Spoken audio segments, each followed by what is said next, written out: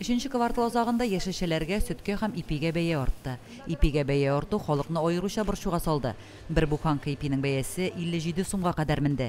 Ипигә бәя төрле кибетләрдә төрлечә булуына да игътибар иттек. Ипигә бәяләр артты. Бу сорак әлбәттә халыкны борчый.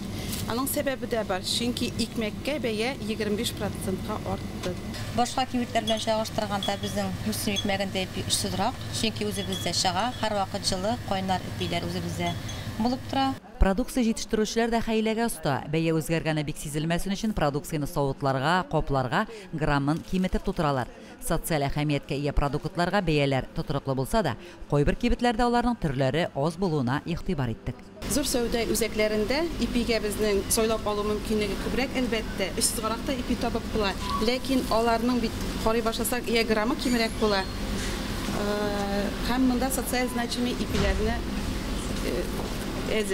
Так как большой выбор здесь хлебобулочных изделий и цены соответствуют, и всегда свежий хлеб, я всегда покупаю здесь хлеб, получается, да, так как дети любят батон, я сама предпочитаю белый хлеб, поэтому всегда прихожу за свежим хлебом, мне нравится.